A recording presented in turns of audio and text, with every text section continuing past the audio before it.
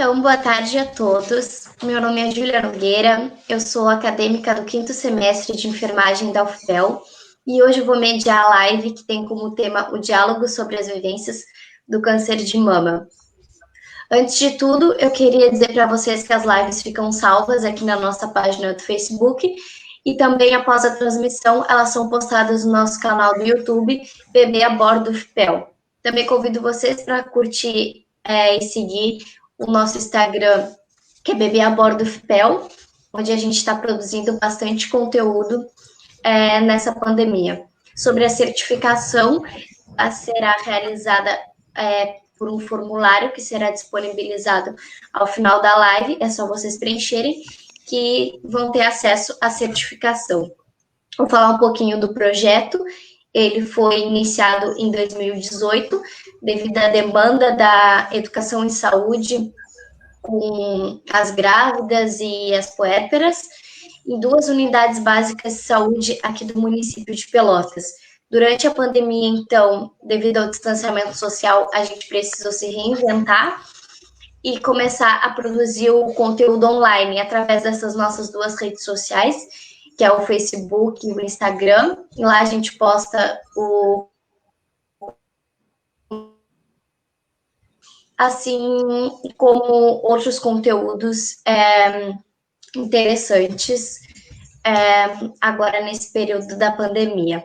Hoje a gente vai fugir um pouquinho do tema de gestação, parto, puerpério, porque estamos no Outubro Rosa, o mês de conscientização à prevenção do câncer de mama.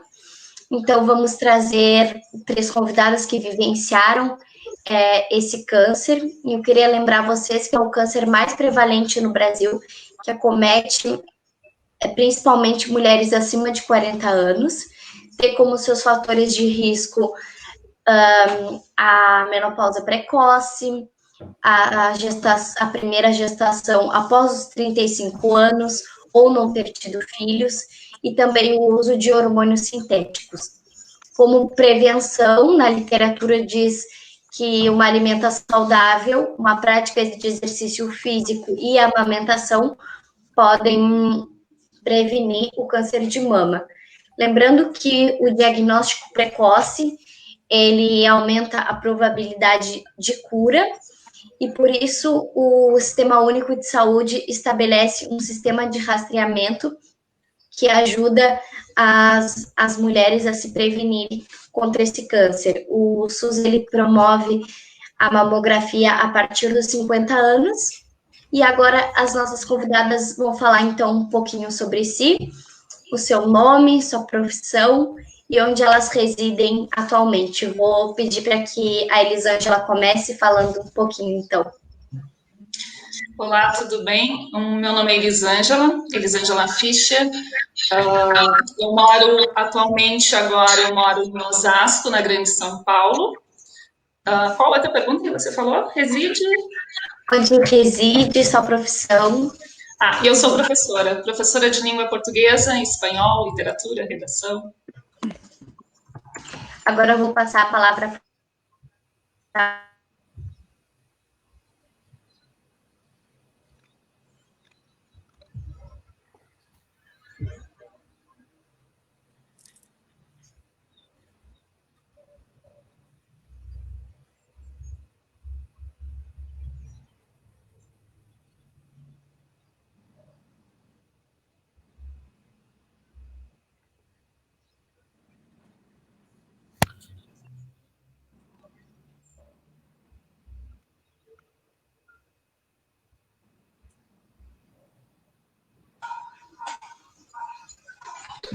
Eu posso seguir, se não.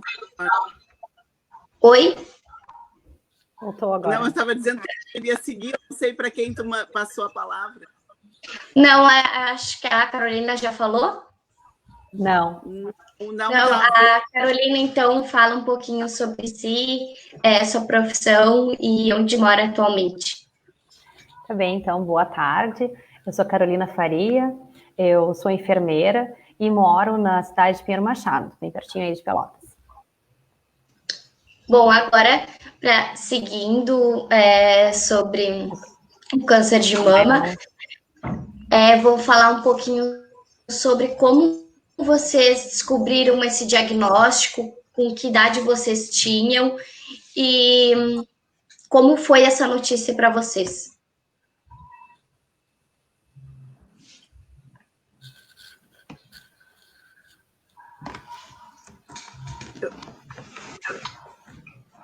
Eu não me apresentei. Eu tinha passado já a palavra, mas eu acho que caiu, então pode te apresentar, Mayra.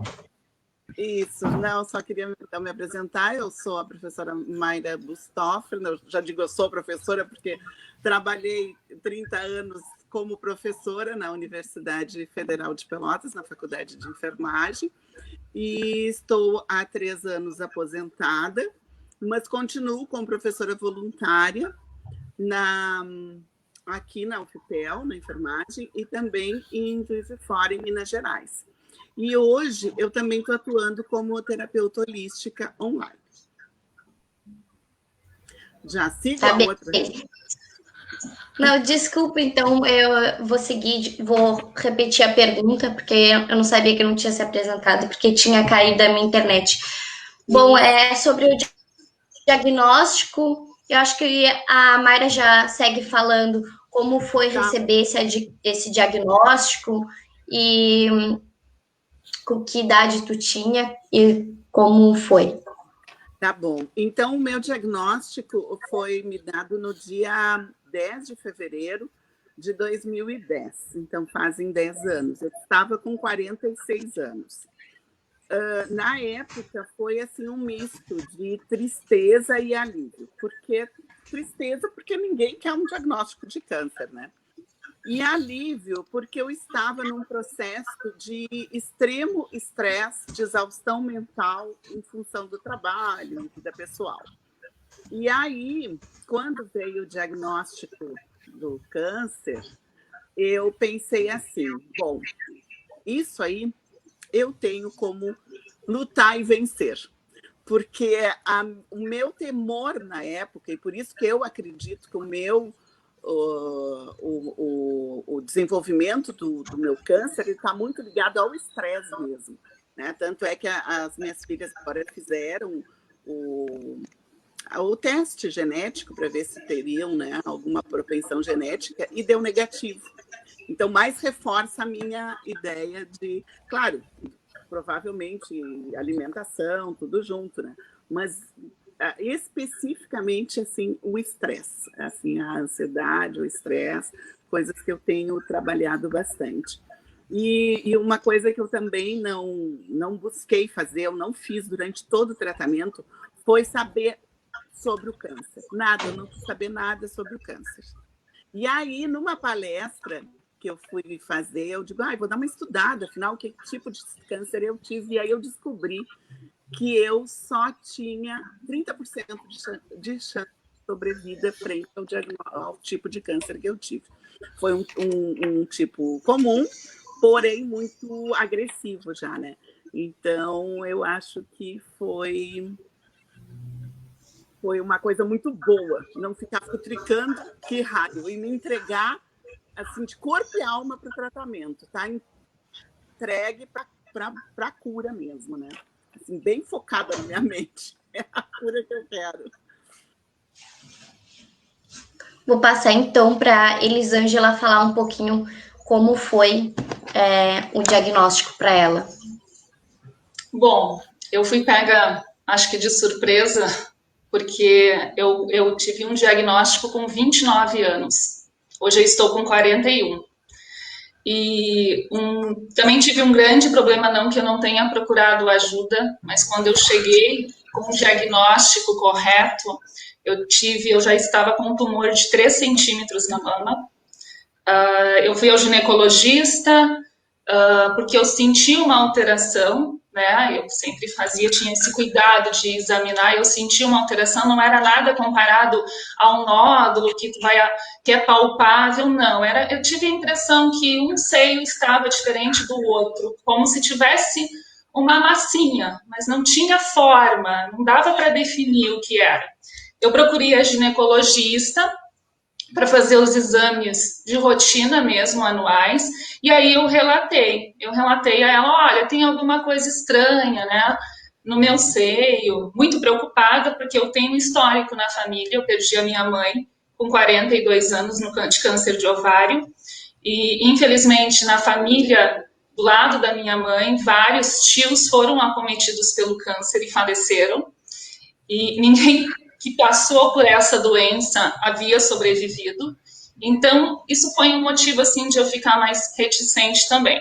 No entanto, quando eu procurei a ginecologista, ela chegou e disse para mim, eu acho que muito por eu ser jovem demais, por eu ter apenas 29 anos na época, ela disse, não, isso é hormonal, toma vitamina E que isso resolve. Ela me receitou a vitamina E, fui para casa mais sossegada, acreditando, né, que estava tudo ok, e eu perdi 3 meses. E nesses 3 meses foi assim muito difícil quando eu cheguei numa ginecologista e ela olhou para mim e ela disse não preciso nem fazer o exame que provavelmente é um tumor maligno. Aí eu procurei, na mesma semana eu corri, depois disso eu acabei correndo bastante porque o câncer é uma doença que não espera, né, que pede urgência no tratamento, até para a gente ter um pouco um diagnóstico, conseguir lidar com isso. Eu fui para um oncologista, e aí sim, ele que me estendeu a mão e fiz todos os exames, inclusive fiz uma ressonância, porque pelo tamanho do tumor, acreditava-se que estava bastante avançado, né?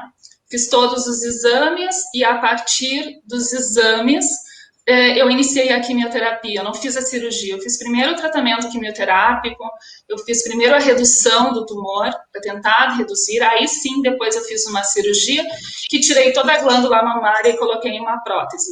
Mas voltando à pergunta, foi muito difícil, porque na época eu tinha 2 filhos pequenos, meus filhos eram pequenos, mas eu acho que eu tive uma coisa assim, como a Mayra, ela não procurou saber, eu aprofundei ao máximo o assunto, né? Eu entrei em detalhes, eu queria saber o que era aquilo, né?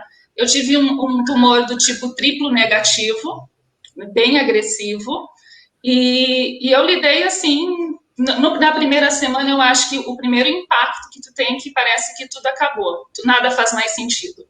Primeira sensação.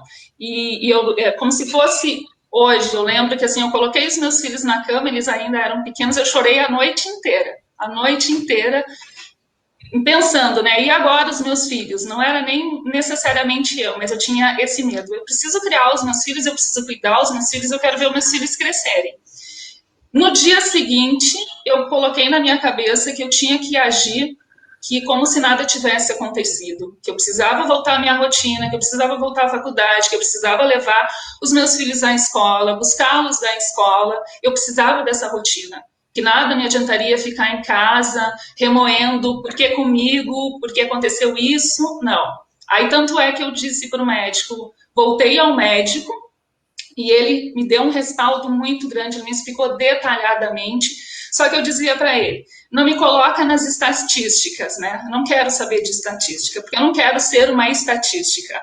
Tu tem 50%, né? 50% é o tratamento, 50% sou eu. Se eu fui capaz de produzir, então também eu vou ser capaz de acabar com isso. E aí eu travei uma luta, né? A gente trava uma luta com um inimigo que está dentro da gente. E eu segui adiante.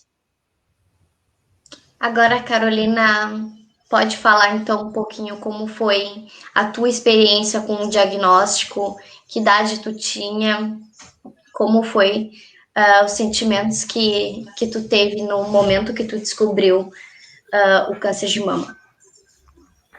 Bom, eu tenho algumas coisas parecidas com a história aí da Elisângela, né? Eu tinha 31 anos, né? Então eu também era bem nova. Eu não tinha filhos ainda, né? Então bateu aquele medo de não ser mãe, né? Eu acho que a minha história tem um pouco, eu pensei, né? Acho que vou contar um pouco que tem a ver com o Outubro Rosa também e com a minha profissão, né? Então, assim, em setembro, há 5 anos atrás, né, quando eu descobri o diagnóstico, eu trabalho na atenção básica, e nós nos reunimos para pensar no Outubro Rosa, né? E aí ali a gente, né, levei como ideia da gente fazer uma gincana para as mulheres, fazer atividades, né, diferentes. 2, 3 dias depois, eu me apalpei no banho e senti um linfonodo na axila, né?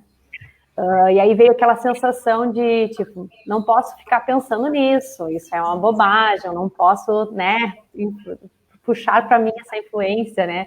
E deve ser alguma outra coisa, né? Então aquele sentimento de que não é isso que eu estou sentindo, não posso nem pensar em ser um câncer, né?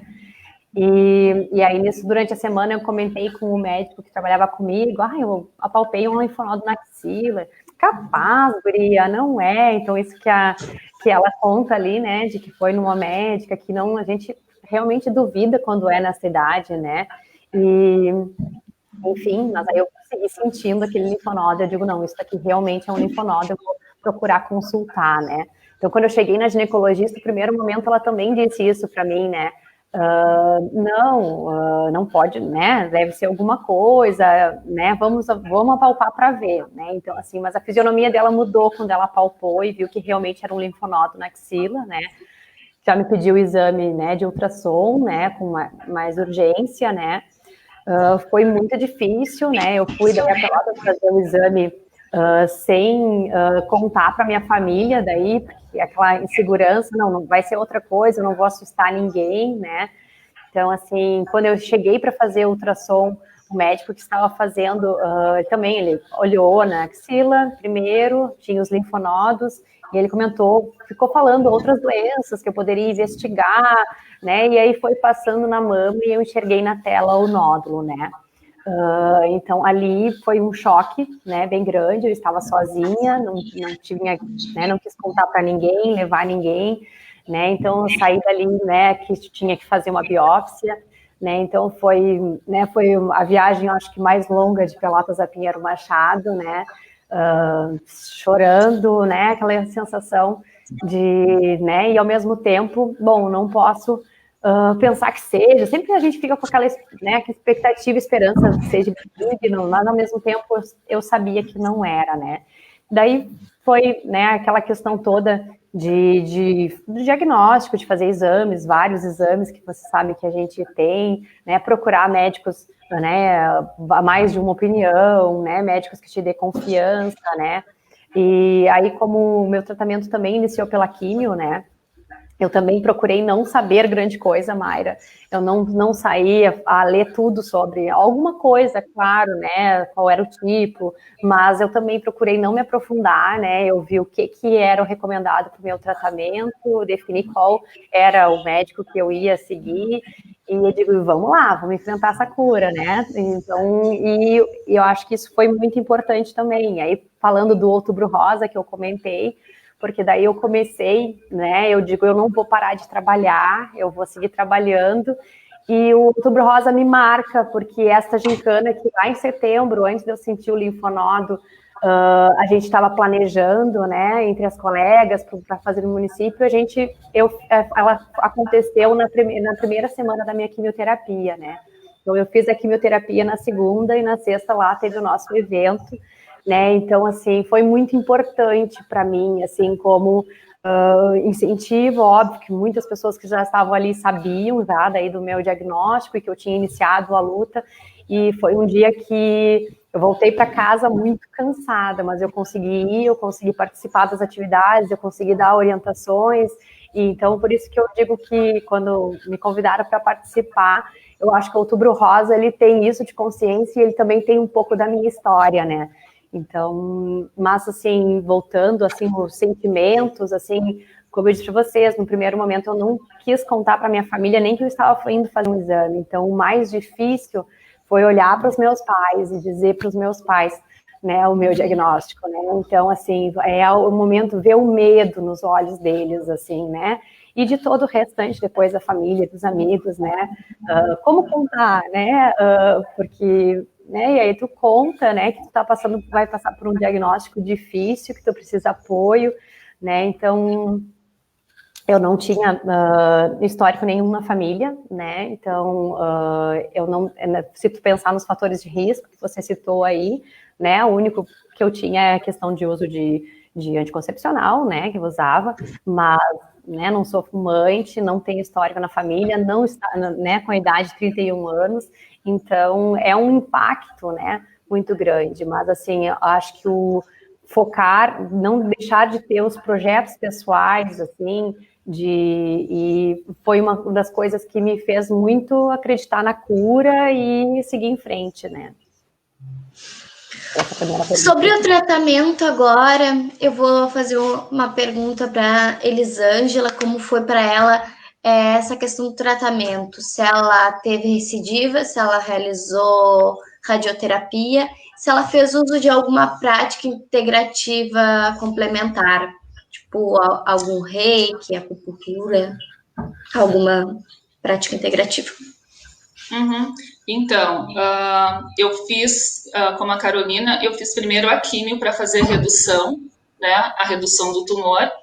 Depois de 6 sessões de quimioterapia, eu fiz a cirurgia, eu tirei toda a glândula mamária, a pele estava ok, né, não tinha contaminado nada, a minha axila deu negativa, e só queria ressaltar uma coisinha, que quando a gente fala do diagnóstico, que é um momento tão difícil de receber um diagnóstico, né, de câncer de mama. Antes, quando a gente fica naquelas preliminares de exame, para saber o tipo de tumor, para saber o tipo de tratamento que vai se seguir, e é uma bateria, né, de procurar pelo corpo inteiro, se isso não se espalhou, se ficou só ali. E uma coisa que me chamou muito a atenção, eu acho que as pessoas elas precisam ter muito cuidado quando dão um diagnóstico desses. Quando eu fui fazer a ressonância magnética, para fazer esse rastreamento todo, o médico que me atendeu, antes mesmo de fazer isso, ele chegou e disse assim, nossa, pelo tamanho do teu tumor, provavelmente o fígado, o pulmão e os ossos já estão comprometidos. Sem antes mesmo de fazer o exame. Eu lembro, foi como assim, eu fiz numa sexta-feira, eu teria o resultado mais adiante, sorte que o médico ligou para saber do resultado, que me tranquilizou. E todos aqueles exames de sangue preliminares também, marcadores tumorais. E eu acho que precisa ter esse cuidado com o paciente, sem antes ter certeza, porque cada organismo ele pode reagir de uma forma diferente. E por mais que o meu tumor tivesse 3 centímetros, e na maioria, dentro das estatísticas, se vê que isso provavelmente possa ter comprometido algum outro órgão, possa ter se espalhado, eu acho que a gente precisa primeiro ter cuidado de pegar todos os exames e aí sim passar o que realmente aconteceu com eles. Então, assim, foi um momento muito difícil para mim, porque eu passei o final de semana. Assim, eu achei que eu tinha morrido. Quando eu recebi, eu disse assim, não, os teus ossos, os teus pulmões, provavelmente isso já foi se espalhado pelo tumor, por causa do tamanho desse tumor. E depois, cada exame que tu vai pegando, tu vai sossegando, né? Tu vê que teu pulmão tá limpinho, que teu fígado tá limpinho, tu começa a respirar de novo. Né? Quando tu tem todas as armas, que tu tem todo o teu diagnóstico, tu sabe com o que tá lidando, parece que tu dá aquela respirada, aquela aliviada, não, tá, é isso, então vamos atrás, agora vamos correr atrás, vamos resolver esse problema. Então, acho que precisa ter esse cuidado quando se vai passar um diagnóstico. Eu fiz a quimioterapia, como eu disse para vocês, eu fiz a cirurgia, coloquei uma prótese, coloquei a prótese de imediato. Num primeiro momento, eu não fiz rádio. Minha axila deu negativa, não fiz rádio, vida que segue. Comecei a fazer todos aqueles exames de 3 em 3 meses, durante todo aquele período, e foi. Depois de 1 ano e 4 meses, e sempre me observando, sempre apalpando, para ver se não o pescoço, axilas, a outra mama, em volta da outra mama, depois de 1 ano e 4 meses, eu tive uma recidiva no outro seio. Né? Aí, corremos mais uma vez, fizemos todos os exames, fui para a cirurgia. Eu fiz o contrário, eu fui para a cirurgia, mas eu só tirei, ele cresceu muito rápido. Foi assim, parece que eu me apalpei num dia e no outro dia, de repente, estava ali. Foi muito rápido, né? Tanto é que eu estava fazendo acompanhamento. E depois, quando eu tive a recidiva, eu fiz a cirurgia primeiro, eu fiz mais 4 sessões de quimioterapia e fiz radioterapia. Aí eu entrei com a rádio. Aí nós aproveitamos e fizemos a radioterapia nos 2 seios, inclusive no seio que havia a prótese. Ele já pensou, quando eu coloquei uma prótese, ele já pensou numa prótese mais resistente, pensando que possivelmente talvez eu precisasse fazer uma radioterapia. Não se modificou, a prótese ficou a mesma coisa, não teve nenhum problema, né? Aí, em relação, se eu fiz algo mais em relação a essa questão do medicamento, eu sempre fazia semanalmente reiki. Eu precisava, quando a gente tem uma doença dessa proporção, a gente sempre pensa, pelo menos eu pensei em outras alternativas. E fazia meditação era uma coisa que me acalmava bastante. Eu fazia reiki semanalmente, escutava música clássica, né, para dar aquela acalmada antes da cirurgia, toda vez que entrava em cirurgia. Procurei seguir a minha vida normal. Eu me colocava em um prazo, eu fazia quimioterapia e dizia, não, daqui 3 dias eu preciso levantar e vida que segue. Então, eu disse assim, não, vamos vencer isso. Eu procurava não ficar muito tempo na cama, a não ser aquele tempo. Eu saía da radioterapia, ia direto para a faculdade, por mais que às vezes eu estava cansada. Então, isso eu acho que me ajudou a entender e a levar tudo isso, né? Porque eu precisava dessa rotina, desse cuidado com os meus filhos, com o cuidado com a minha casa, seguir a minha faculdade, que era no início da faculdade, na época que eu estava cursando letras na Federal. E o reiki, ele foi, assim, imprescindível na minha vida. E procurei também dentro da religião, né? Eu procurei o espiritismo, me ajudou muito, que a gente tenta também um pouco entender. Então, eu segui várias linhas, né? Aquilo que me acalmava, aquilo que me trazia, de certa forma, uma palavra de conforto. Eu não comentei com muitas pessoas sobre aquilo que eu estava acontecendo comigo. Eram poucas pessoas. Porque eu me sentia, por incrível que pareça, eu me sentia mais forte sozinha. E ainda mais quando se é muito jovem, as pessoas, elas olham para ti com uma certa pena, né? Nossa, tão jovem. Eu lembro que quando eu ia pegar os meus exames na clínica ou no laboratório, eles perguntavam, é para sua mãe? Eu disse, não, é meu. Né? Então, aquele sentimento me mostrava como se eu não fosse capaz. Então, eu procurei poucas pessoas, e até pelo histórico da minha família, que já tinha perdido algumas pessoas da minha família em decorrência da doença, eu não queria preocupar. Né? Eu disse assim, não, eu vou contar quando tudo estiver resolvido, né? Quando tiver passado. E foi mais ou menos isso. Que bom que tu te achou nessas alternativas, né, que tu procurou. Isso, no momento que tu tá fragilizada, acredito que tenha sido muito bom para ti. E essa colocação que tu botou sobre o diagnóstico, muito importante, porque é um diagnóstico de câncer é muito impactante, independente de estágio, independente de qual seja, mesmo que seja menos lesivo, enfim, ele é muito impactante. Tu receber ele junto com outra notícia dessas assim, sem olhar exames, deve ter sido muito forte para ti.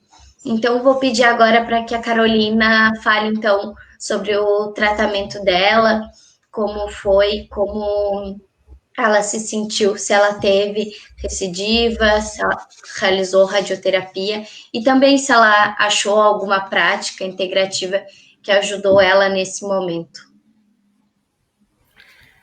O meu tratamento também, assim como o da Elisângela, né, eu fiz primeiro a químio, né, além da químio, né, eu fiz um medicamento que era específico para o meu tipo de tumor, que eu fiz daí durante 1 ano, né, então as 6 primeiras sessões foram junto com as químios, né, e depois eu ainda segui fazendo ele. Depois das químios, então, eu fiz a cirurgia, eu também tirei toda a mama, Aí, na época, eu coloquei um expansor definitivo, né? Por que eu fiz essa escolha? Porque, a princípio, ia ser um expansor para poder fazer a rádio. Aí o médico disse, né, que provavelmente eu fosse ter que fazer a rádio e não podia botar a prótese direto daí por causa disso. E aí ele me deu essa alternativa do expansor definitivo, né? Para mim poder não ter que passar por uma nova cirurgia depois, né? Mas aí depois, graças a Deus, com o resultado da biópsia da mama e de toda a cadeia de linfonodos que eu retirei, né? Esvaziei a axila, quando deu o resultado que estava tudo limpinho, né? Daí eu não precisei fazer a rádio, né? Daí foi uma bênção, né? E eu me agarrei a muitas coisas, né? Então, assim, o reiki foi também excelente, assim, né? Então, assim, eu já era reikiana, porque quando eu estava na faculdade, foi a época que começou a sair mais né, a questão do reiki, então eu fiz o curso lá em Pelotas, mas vou dizer assim, né, eu não praticava muito, né? Então, na época que eu fiz, eu pratiquei um pouco, mas, tipo, praticava só em mim mesmo, né? Nunca fui de aplicar nos outros, né? Esse é ainda um projeto que eu tenho que levar adiante. Mas, assim, e aí foi uma época que eu pedi para, né? Então, tem pessoas aqui no meu município, então, pessoas que foram essenciais no meu tratamento, né? Então, assim, teve muita gente envolvida, né? Então, os profissionais da saúde que nos dão essa força, mas também tem outros profissionais e outras pessoas que nos acolhem, né? E são tão importantes no nosso tratamento, né? Então, eu fiz o reiki durante também todo o meu processo.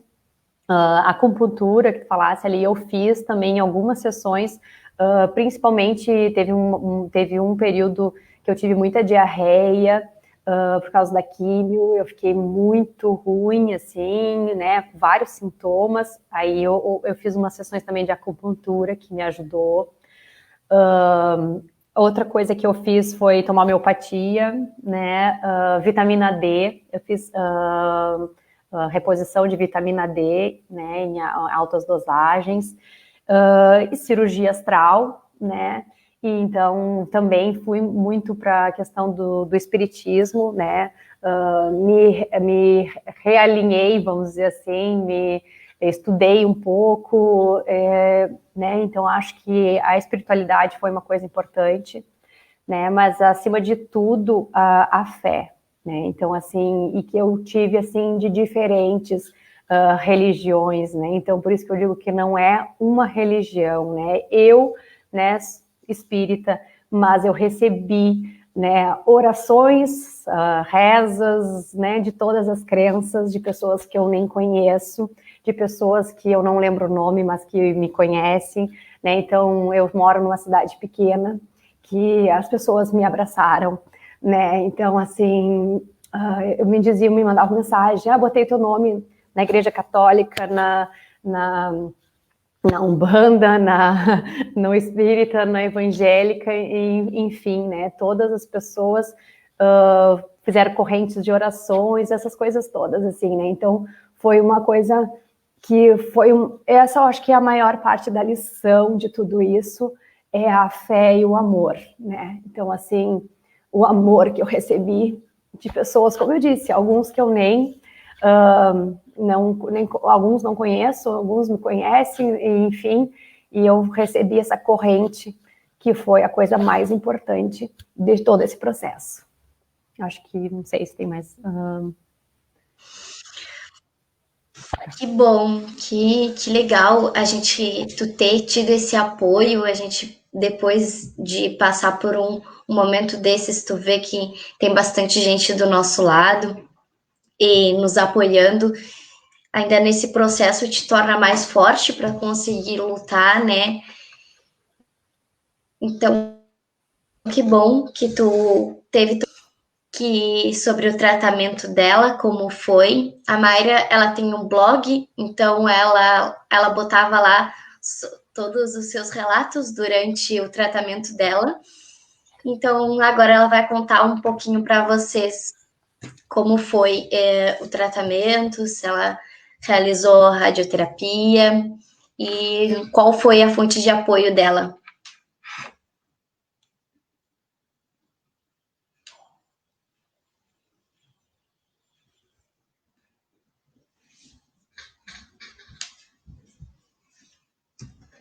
Não. Ela tá...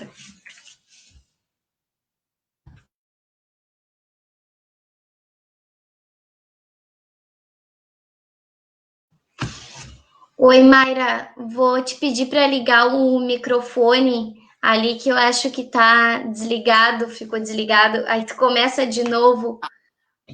Agora sim. Não, eu só quero complementar que quando eu recebi o diagnóstico, eu fiz o contrário da Carol.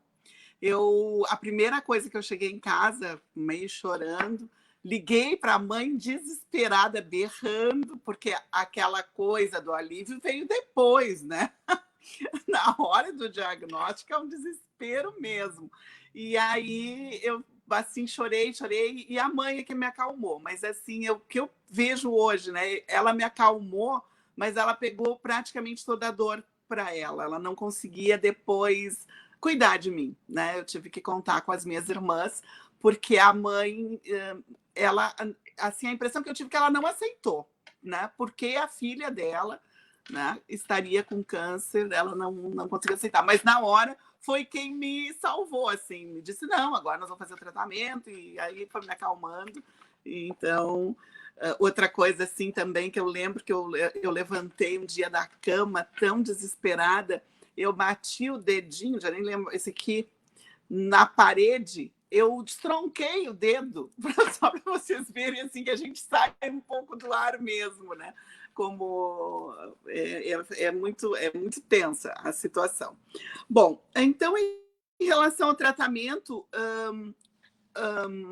quando eu recebi o diagnóstico, foi clínico, claro que eu fiz o exame para confirmar, foi confirmado, e aí logo quiseram retirar o nódulo. A equipe médica eu já sabia, eu tenho os meus médicos que eu confio e eu botei tudo na mão deles. Recebi muito apoio. E aí o médico queria tirar logo o tumor. Só que eu, dia 4 de fevereiro, estava iniciando as minhas férias e o diagnóstico saiu dia 10. Eu já tinha me programado de levar minhas tias, que estavam assim com perto de 70 e poucos anos, para a praia, porque a minha família toda é de São Lourenço, aqui pertinho, né? E vinha o carnaval. Aí eu disse para o médico, não, eu vou curtir um pouco de férias, depois do carnaval eu vou retirar o nódulo e a gente começa com essa função toda. E foi o que eu fiz. Então eu fui para a praia, levei elas, tipo assim, neguei o câncer. Não, agora não é momento. E aí quando eu voltei, fiz a cirurgia, eu estava assim num estado de euforia na cirurgia, porque é bem o que a Carol falou, parecia assim, eu recebi uma energia que eu tenho certeza que foram das orações, das intenções das pessoas amigas, porque foi algo que eu nunca tinha sentido. Assim, passei muito bem na cirurgia. Foi uma coisa assim fora da normalidade, quase, porque eu tenho muitas experiências com cirurgia, eu já fiz muitas cirurgias, e assim aqui eu estava muito bem mesmo, graças a essa espiritualidade, né?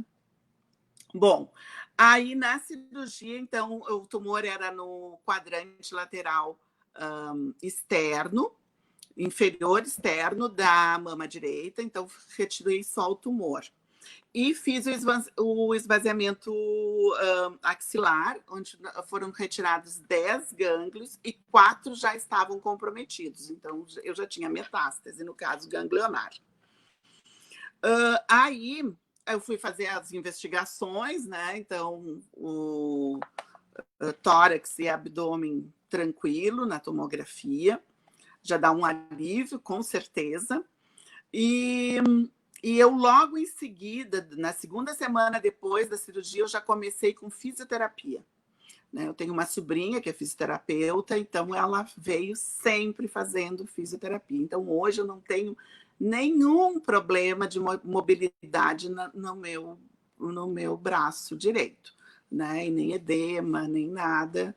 Um pouco mais, mas um pouco maior, porque eu sei que os efeitos são o resto da nossa vida, né? Infelizmente.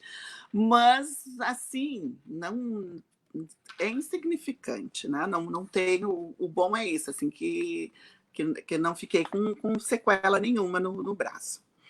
Eu fiz 17 sessões de quimioterapia, como eu digo no blog, a quimio vermelhinha e depois a amarelinha, porque eu não botei nome comercial, nada, também não quis saber. Então, eu digo, eu quero chegar nas pessoas para as pessoas não precisarem, né? Eu sou enfermeira, mas nesse momento eu sou paciente. Paciente, o cliente, como a gente achar melhor usar, né? Mas eu quero estar focada no cuidado emocional, porque já que era o emocional que estava desequilibrado antes do diagnóstico, então o meu foco foi o emocional, né? E depois eu fiz também radioterapia, 30 sessões de radioterapia. No total foram 8 meses de tratamento. Na primeira sessão de químio foi bem traumático, assim, porque eu fui no médico com a minha irmã, no oncologista, e esperando que ele me dissesse, não, tu vai começar, vai ser isso, isso, isso. Aí saiu, não, tu já começa agora. Jesus do céu! Então, eu tive muito efeito colateral depois, assim, eu somatizei muita coisa do estresse, do susto que eu levei, que eu já ia fazer. E como eu sou professora de enfermagem, né? A equipe médica me conhece, a equipe de enfermagem, né? Quem cuidava são ex-alunos cuidando de mim. Eu vi assim que isso prejudicou um pouco, porque era susto para tudo, quando todo mundo se assustava quando eu dizia que eu estava com câncer. Como tu não pode? Então eu vi assim que até as orientações eu não recebi, né? Porque as pessoas estavam assustadas, né? Então não posso nem culpar as pessoas, porque eu entendo assim a situação da coisa. Bom, aí lá no dia. E outra coisa, na época, a Isabel Arriera, que é enfermeira do PID, acho que muitos conhecem, ela já era minha mestranda, né? E aí ela veio, aplicou. Não, ela já era mestre, eu acho. Mas a gente tinha uma proximidade bem grande. E ela veio, então, aplicar reiki já para diminuir esses efeitos colaterais. Então, sempre que possível, eu pedia ajuda dela, ela vinha, aplicava reiki. Eu já era reikiana, porque eu sou reikiana desde 2008, com o reiki, o nível 1 e o 2, mas eu não me sentia reikiana. Foi uma coisa assim, muito interessante, porque aí terminou o meu tratamento, em janeiro eu fiz o reiki 3, ou fevereiro, não lembro, do outro ano, e aí sim, aí a partir daí, com o nível 3, é que eu comecei a me sentir reikiana. Então, eu acho que isso é um processo muito individual, porque às vezes tem pessoas que no primeiro, com nível 1, já se sentem reikianos, né? Mas no meu caso, e também não estava preparada, eu acho, na época.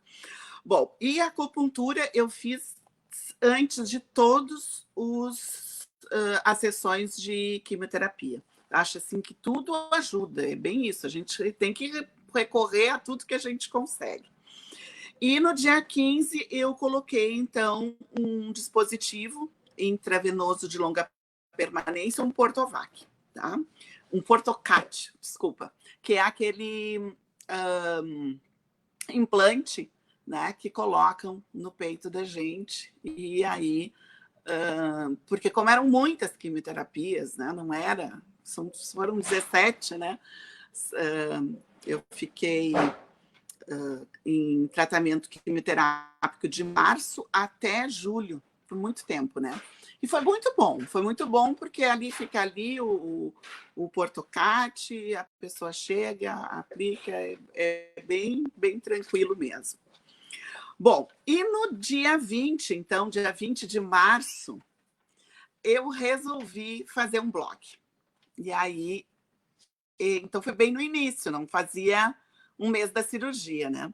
Então, dia 20 eu fiz o blog e coloquei o nome do blog de Mayra Maria, aonde eu acho que botei experiências com câncer, alguma coisa assim, porque depois eu troquei o nome, eu botei Mayra Maria Experiências no Processo de Viver, porque eu ainda coloquei outras postagens depois do período do câncer.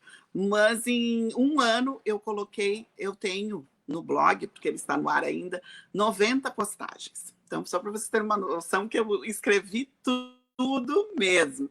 Foi a minha terapia, foi o blog. E aí, agora, então, vou pedir permissão para ler um pouquinho algumas postagens, elas são curtinhas, onde eu vou relatar todo esse processo de como eu me senti durante o tratamento.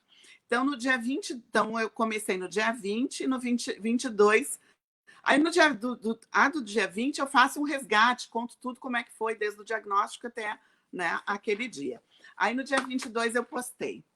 Então, lembrem que eu comecei a químio no dia 4 de março. Isso era 22.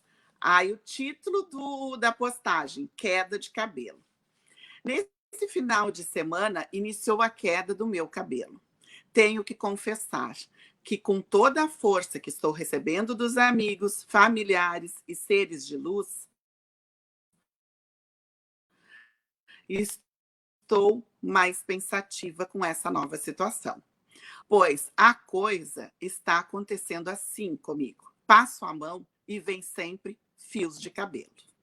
A escova de cabelo fica cheia de fios. Bem, então não é uma sensação agradável. Apesar de saber que isso passa, que tudo volta ao normal. Na verdade, vem uma sensação de tristeza, a consciência do quanto essa doença mexe com as nossas estruturas. Sei também que isso, com certeza, me fará uma pessoa mais forte, mas ela também nos faz sentirmos muito carentes, pois a cada dia é uma novidade, e nesse início é sempre uma novidade ruim, uma invasão do eu botei, mas da gente, né, do ser humano. A maioria dos serviços de saúde e profissionais ainda estão vendo apenas o câncer e não a Mayra. Então, é uma luta constante. Aí, no dia 30 de abril, aí eu falo da instabilidade emocional. Como já falei, tem dias que estou mais desanimada, hoje é um dia desses. Estou fazendo questão de conversar com você sobre isso, pois tenho percebido que um dos efeitos da quimio é a instabilidade emocional. Ontem foi um aperto no peito, uma sensação de sufocação, tipo de angústia. Hoje, por sua vez, é mais um desânimo. Só vim para o computador por insistência da Amanda, minha filha. Então, achei que deveria compartilhar com vocês essa realidade, que por mais que eu pense positivamente, que eu ore, quando esses dias vêm, procuro não sentir culpa e respeitar o meu organismo. Daí eu descanso. Bem, com essa sensação, como essa sensação estava me incomodando muito, resolvi desenhar. Então, eu sempre desenhei muito, né? Eu tinha um livrinho de... Eu tenho um livrinho de mandalas. Então, eu sempre procurei desenhar, né, muito sobre o que eu estava sentindo. Eu tenho uma amiga também, psicóloga, que sempre me orientou muito a usar o desenho e a expressar o que eu sinto no desenho e depois olhar para esse desenho e ver quais são os sentimentos que emergem. É uma terapia bem legal e bem tranquila de se fazer. E aí eu fiz nesse dia. No dia 31 de maio, um mês depois, eu coloquei os efeitos colaterais da nova droga. Como os efeitos dessa nova droga são acumulativos, eles resolveram se manifestar. São dores nas articulações e um cansaço, inclusive muscular. Mas ainda tudo é bem ameno, está dando para administrar. Já as sessões de fisioterapia proporcionam um alívio muito grande. Então, eu nunca desisti, assim, fui só mantendo, né? Com isso, quero reforçar a dica de sempre irmos em busca de meios para aliviar nossos infortúnios. E mesmo sentindo-nos cansados, precisamos encontrar forças para participar de tudo que a vida nos oferece. No sábado, fui a um jantar dançante. Risos. O tratamento é longo. Então, isso no dia 12 de junho, no dia dos namorados, eu coloquei. Aqui estou eu, para dizer que o tratamento quimioterápico é longo. A gente precisa ter muita força de vontade e determinação para enfrentá-lo. O cabelo quase não cresce. As sobrancelhas e os cílios continuam a cair. Então, às vezes, isso tudo é um pouco cansativo. Mas, graças a Deus, os efeitos colaterais quase não existem mais. O que eu quero deixar claro é que a pessoa, nesta fase do tratamento, não pode se concentrar nos aspectos desagradáveis, e sim nos aspectos bons da coisa, ou seja, estou me curando. E se preciso enfrentar isso, vamos fazê-lo com um sorriso no rosto. E outra coisa que ajuda muito são os momentos de meditação e interiorização. A espiritualidade dá sentido à nossa vida e passamos a ver que, ao valorizarmos e contemplarmos as coisas simples da vida, isso que determinará a nossa qualidade de vida.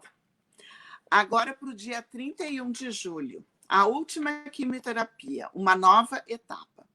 Estou feliz pelo término da quimioterapia, mas ainda sofrendo os efeitos colaterais. Muito cansaço. Felizmente, posso contar com a ajuda das minhas irmãs. Volto a repetir que cuidar de uma pessoa em tratamento quimioterápico não é fácil, pois o tratamento é longo e os efeitos da droga são muito fortes.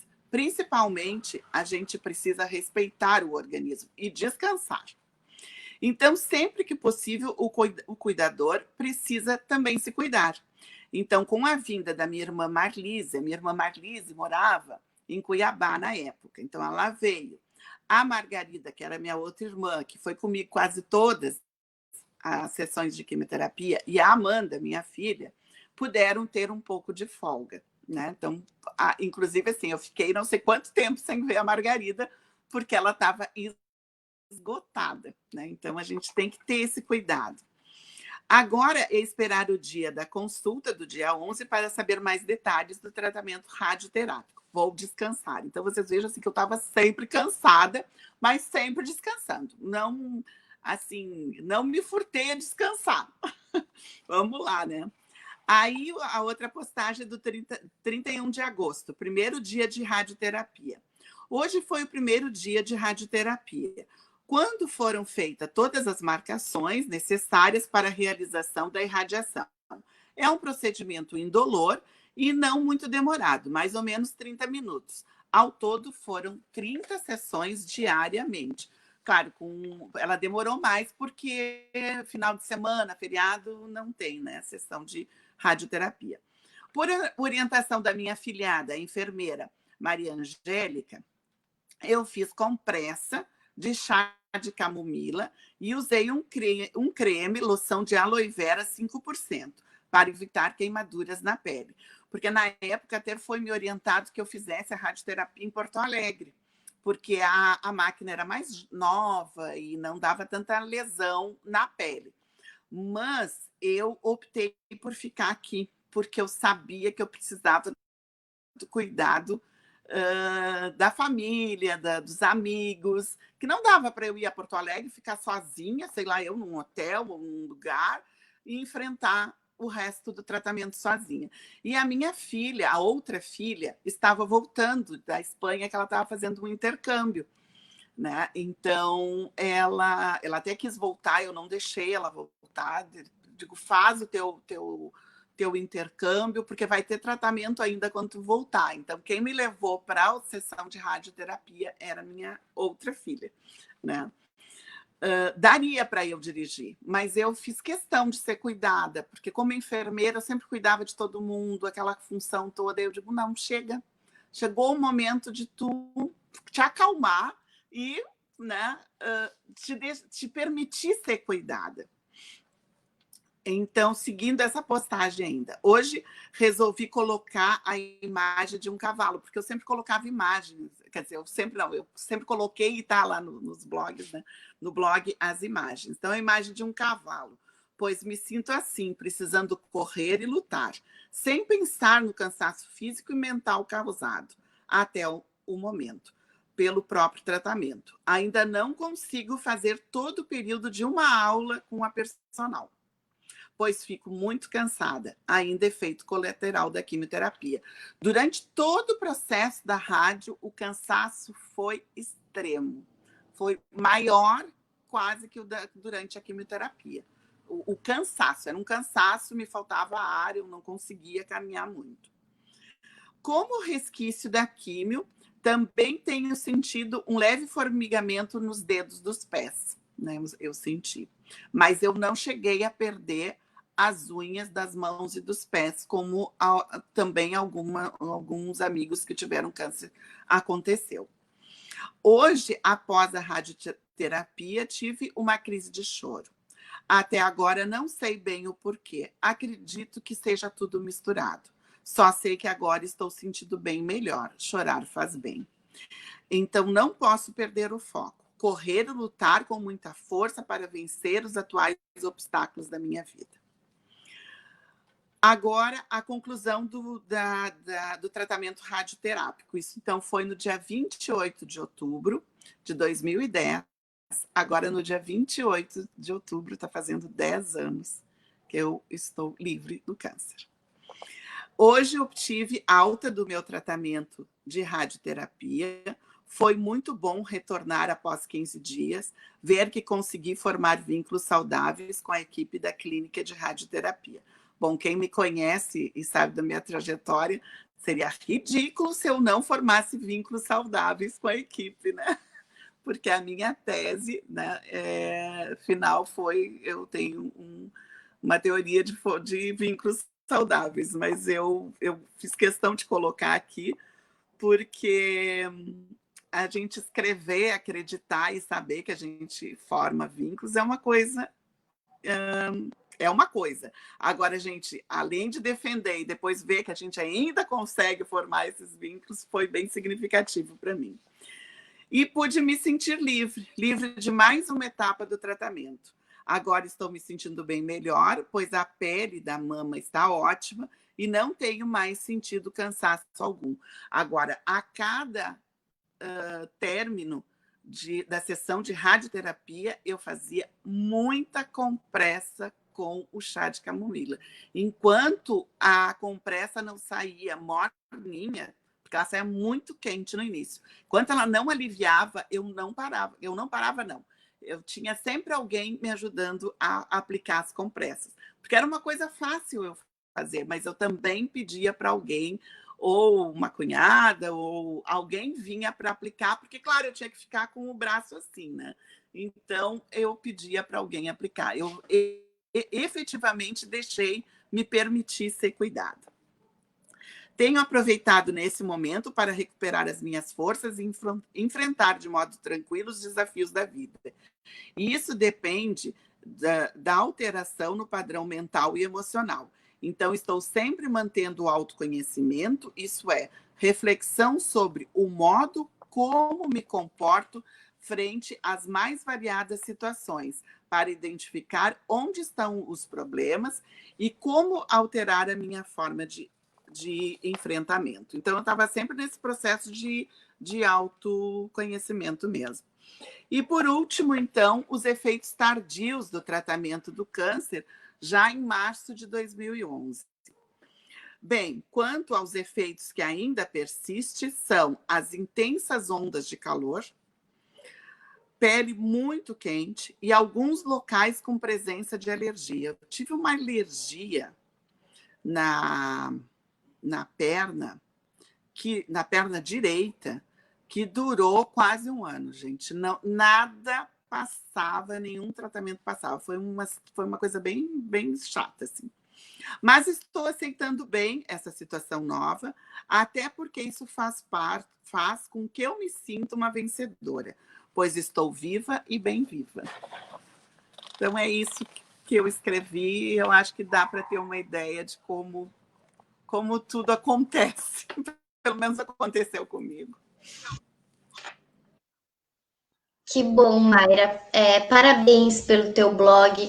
Eu acho que ele é feito de incentivar muitas mulheres que estão passando por esse processo de ter uma rede de apoio diferente, então elas poderem se expressar, mesmo que às vezes não queiram ter um retorno, mas só poder falar o que estão sentindo no momento, e para que depois, como tu está lendo agora, tu vê o quanto esse processo foi dolorido e todos os sentimentos que tu sentia no momento, tu poder ler agora tu deve te sentir muito vitoriosa, e parabéns pela iniciativa. Inclusive, a gente deixou aqui nos comentários para quem quiser dar uma olhadinha o link do teu blog. É só entrar lá, tá todas as postagens da Mayra. Agora, para a próxima pergunta, eu queria saber sobre como continuou a vida de vocês após esse tratamento, como vocês se sentiram em relação ao corpo de vocês, o que impactou na vida após o tratamento do câncer. Vou começar com a Elisângela falando um pouquinho, então. Elisângela, teu microfone está desligado. Deu? Deu, agora deu. Então, todo esse processo que ela falou de perder o cabelo, né? Eu também, na verdade, eu acho que essa parte de perder o cabelo, eu usei um lenço. Na segunda vez eu acabei optando por uma peruca, e lá no final eu já não usava mais nada, né? Chegou uma hora que cansou de tudo. Já ia para a faculdade com o cabelo bem, bem raspadinho, né? E enfim, não pesou muito. Eu acho que a preocupação é tão grande em relação à doença, de tu passar por aquilo dali, que eu lembro que realmente o cabelo cai, vai no banho, à medida que tu vai tomando banho, tu sente ele deslizar pelas tuas costas, né, se esvaindo, e eu não esperei nem cair, eu mesma peguei a maquininha a zero e raspei o meu cabelo, né, tirei de uma vez só, porque eu achei que aquilo era muito mais doloroso do que ficar esperando e ver ele caindo a cada sessão de quimioterapia. Eu acho que quando a gente termina um tratamento de químio, ou seja, principalmente de químio, né, a rádio eu não tive nem reação nenhuma, não precisei fazer compressa, não precisei fazer nada, a pele não queimou. Assim, o único problema era o cansaço, né? Que eu saía, eu sentia muito cansada também, parecia que dava aquela sonolência depois da radioterapia. Mas quando eu terminei o tratamento de químio, tu sente um alívio por ter terminado, um alívio por aquilo ter acabado. No começo é mais tranquilo, eu acho que o teu organismo está mais forte também, depois aquelas químios elas vão pesando no decorrer que a gente vai avançando, né, conforme a gente vai fazendo. Mas ao mesmo tempo, quando tudo acabou, eu lembro que eu cheguei em casa quando o médico disse, agora acabou, né, agora é só fazer os exames, 3 em 3 meses, depois de 6 em 6 meses, eu desabei, assim, eu chorei muito, muito, muito quando eu cheguei em casa. Eu acho que, tipo, eu guardei todas as forças para aquele momento, e quando tudo aquilo ali acabou, eu desabei, chorei muito, assim, por ter passado por tudo aquilo dali. E ao mesmo tempo, né, porque é um tratamento, o câncer tem essa coisa de, a gente precisa ver daqui 3 meses, daqui 6 meses, e esses exames, eu lembro que eu ficava muito apreensiva. Era a semana que tinha exame para fazer de rotina, era aquela semana. Eu sempre dizia que Deus me dava 3 meses, né? E se eu me comportasse muito bem, ele aumentava mais 3 meses, e assim sucessivamente. Até que ele dissesse para mim, olha, agora tu pode ir, tá? Tu te comportou muito bem, agora tá liberada. Então, eu sofria muito, muito mesmo, toda vez que eu tinha que fazer exame. Eu lembro que eu pegava num laboratório que ficava perto da catedral, eu entrava na catedral, na igreja, sentava, né, mentalizava tudo aquilo, pegava sofrendo aquele exame, abria na hora, assim, dava aquela passada de olhos por cima, aí respirava. Opa, passei, né? Passei no teste dessa vez. Daqui 3 meses a gente volta para ver se estava tudo ok. Então, isso foi muito dolorido. Em relação ao corpo, em relação à prótese, porque eu coloquei a prótese só em um seio, eu não coloquei no outro. Então, a gente viu mais ou menos uma prótese que fosse mais ou menos do tamanho do outro seio, e eu coloquei mais ou menos do mesmo tamanho. Isso nunca me incomodou. Eu acho que essa parte do fato de eu ter colocado num seio, de não ter colocado no outro, de eu me olhar no espelho e não ser, sabe, aquele seio igual ao outro, depois eu tive que fazer uma cirurgia no outro, o outro diminuiu em torno de 20%, mas ficou assim, mais ou menos igual. Não foi isso, não foi algo que me impactou, que me privou, não. O fato de eu estar bem, de fazer os exames, de ter passado por tudo aquilo ali, a queda do cabelo, a prótese da mama, o estético, ele não me impactou. Né? O que eu queria, na verdade, para a minha vida era ter saúde, para acabar minha faculdade, para poder trabalhar, para criar os meus filhos, principalmente. Essa era a minha preocupação, né? De eu ter saúde e tempo de vida o suficiente para poder criar os meus filhos, né? Então, depois dos 5 anos, né? Agora fazem praticamente 12 anos da notícia, e quando eu tive a recidiva, eu achei que era o fim, né? Eu acho que tu vai com muita força no primeiro momento, né? E depois, porque eu tive cuidado, né? Eu procurei me alimentar bem, eu procurei buscar auxílio, e aí eu fiz tudo direitinho. Quando eu recebi o diagnóstico, o segundo diagnóstico, e veio mais agressivo, o tumor veio mais agressivo do que da primeira vez, eu acreditei que, eu disse, não, agora é o meu fim, né? E aí eu mudei como pessoa, porque como meus filhos eram menores, eram pequenos ainda, tinha um filho de 10 anos, eu disse assim, agora eu vou aproveitar a minha vida, eu não sei quanto tempo eu tenho, não sei se eu tenho 1 ano, se eu tenho 2, se eu tenho 3, ou se eu tenho menos do que isso. E aí eu comecei a correr, né? O que eu quero ainda fazer da minha vida que eu não fiz? Comecei a passear com os meus filhos, sair com os meus filhos, comer aquilo que eu tinha vontade. Anteriormente, não, eu disse, não, isso daqui tem muita gordura, eu não posso, né? Isso daqui não. Então, eu não me privei de mais nada. Eu disse, se eu tiver 1 ano, eu vou aproveitar cada dia como se fosse o último. E é engraçado isso, mas como a gente está muito próximo, quando a gente se sente que a morte está muito próxima da gente, a gente fica questionando essas coisas. O que eu quero fazer, né? Como que eu posso aproveitar esse tempo? E eu acho que justamente foi nesse momento que eu relaxei, que eu disse, vou viver minha vida, seja 6 meses, 1 ano, 2 anos, à medida que, claro, eu continuei tudo direitinho, o tratamento, religiosamente, ia lá fazer as consultas de rotina, fiz o tratamento de rádio, de químico, mas ao mesmo tempo eu não me privei de mais nada, né? Eu fui fazer aquilo que eu estava com vontade, com medo que eu não tivesse muito tempo pela frente. E aí, neste momento, eu acho que justamente veio a cura, né? Tipo, as coisas se resolveram.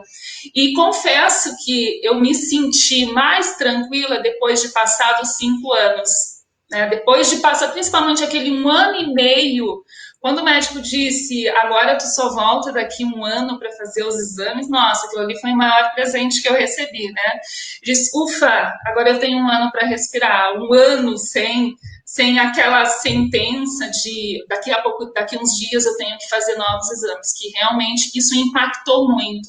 Não foi a estética, não foi perder o cabelo, era ter saúde o suficiente para eu poder criar os meus filhos. Eu lembro que eu sempre pedi a Deus, né, que me dê tempo de criar os meus filhos, me dê tempo de cuidar dos meus filhos, né? Eu queria esse tempo. E hoje eu estou aqui, né, com 41, quase com 42, e graças a Deus, com toda a saúde do mundo.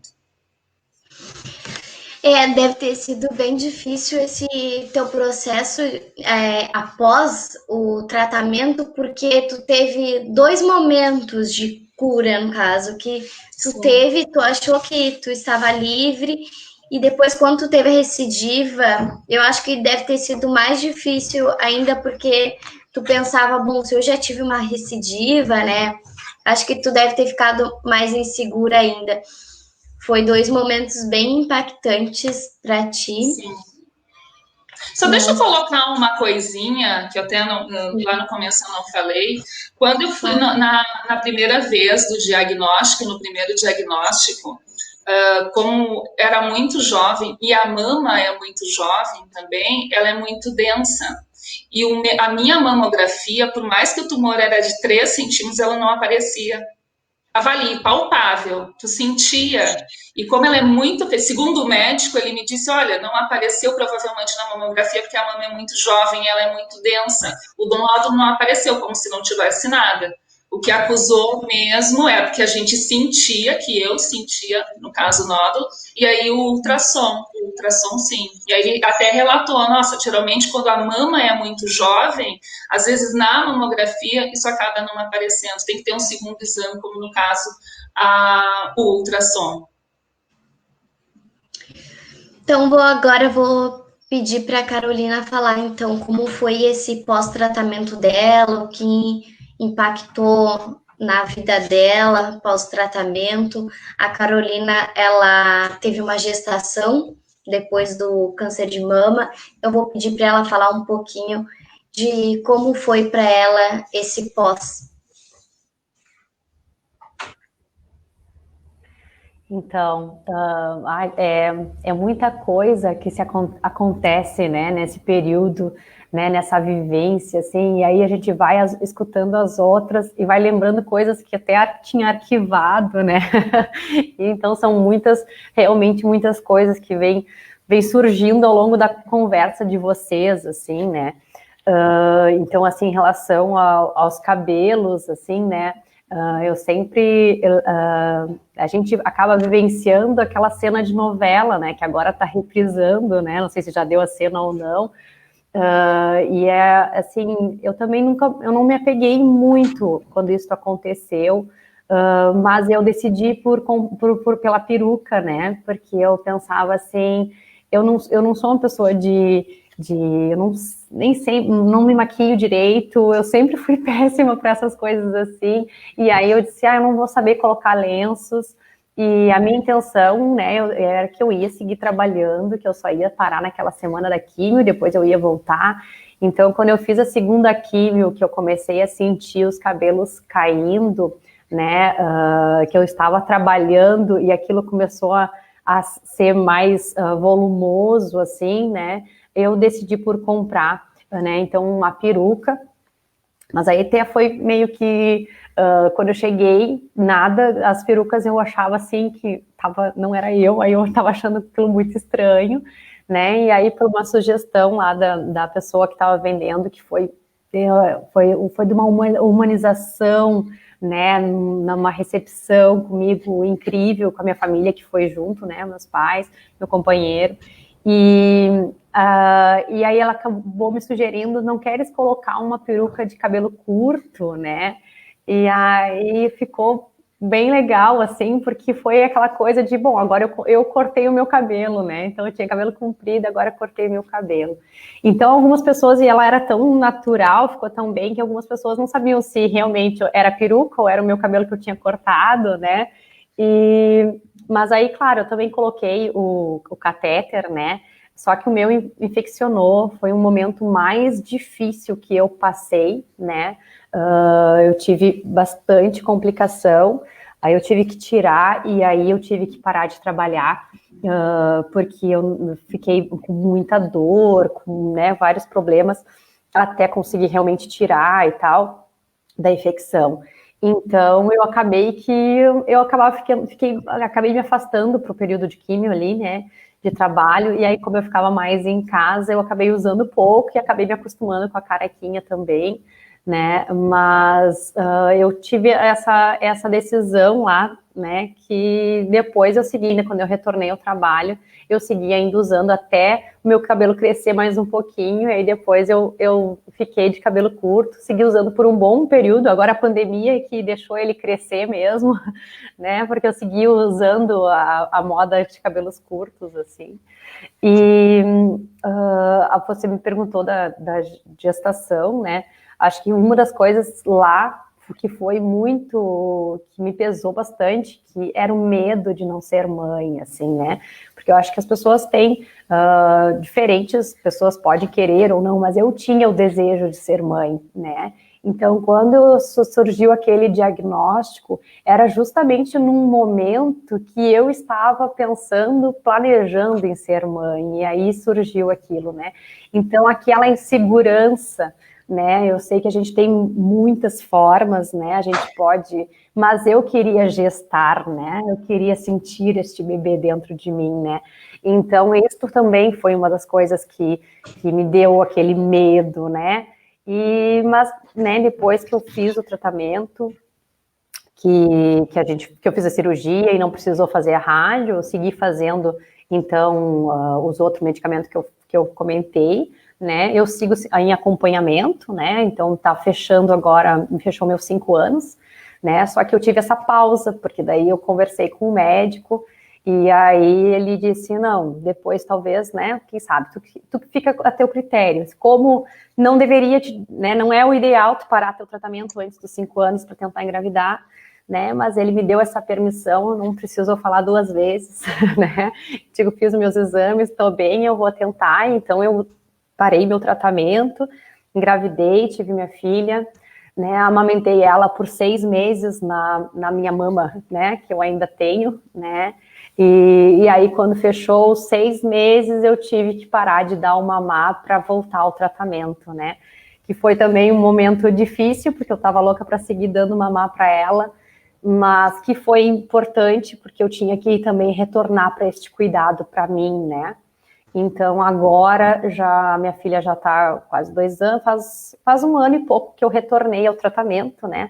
Tomando medicação, fazendo a injeção, né, para menopausa, para entrar na menopausa, né? Enfim, fazendo exames, né? Então, esse controle, né?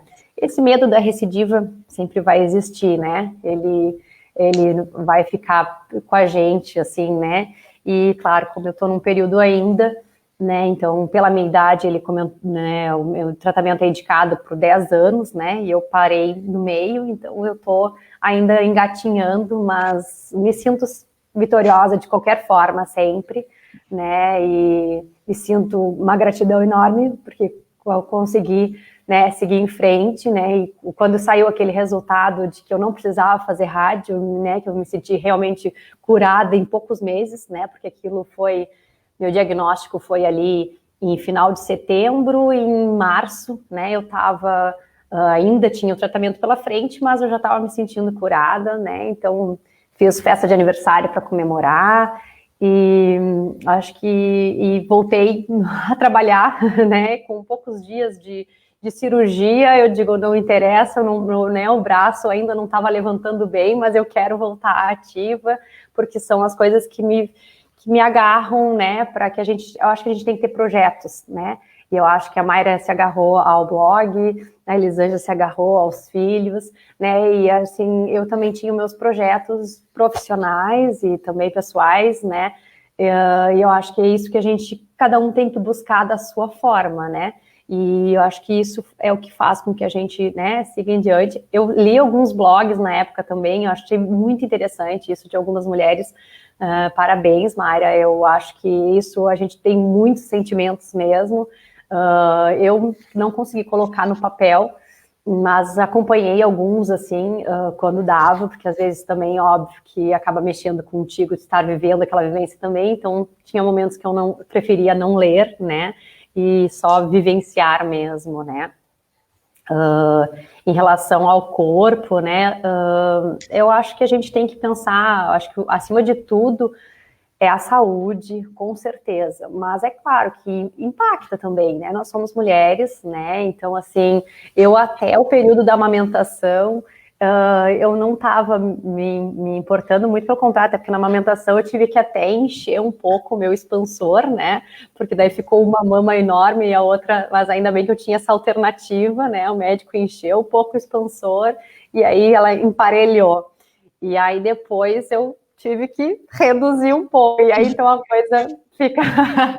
Então dá para pensar assim, a gente também tem o direito de pensar um pouco em estética, e assim, como eu me sinto com o meu corpo, eu me sinto bem, mas eu não posso dizer que eu não vá amanhã ou depois fazer ainda alguma coisa para me sentir ainda melhor, assim, mas eu acho que com certeza, o acima de tudo é a saúde, e essa é a gratidão que a gente, né, tem, né, então independente de cabelo ou sem cabelo, né? Eu acho que hoje eu já, se eu tiver uma recidiva, vai ser de careca mesmo, né? Que é bem bacana. Acho que é mais ou menos isso. Parabéns, então, Carolina, por esse teu processo, por tu ter sido vitoriosa, e eu acredito que tu ter conseguido ter a tua gestação, que tu tanto idealizava depois, isso foi mais ainda uma vitória para ti. Então, parabéns. Agora eu vou perguntar para a Mayra como foi esse processo assim do pós-tratamento, como ela se sentiu em relação ao corpo dela. Fala um pouquinho para nós, Mayra.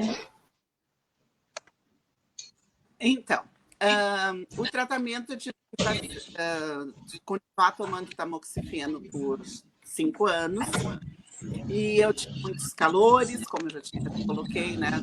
O blog apareceu. E eu só consegui curar o problema da pele na perna quando eu tive um problema pulmonar.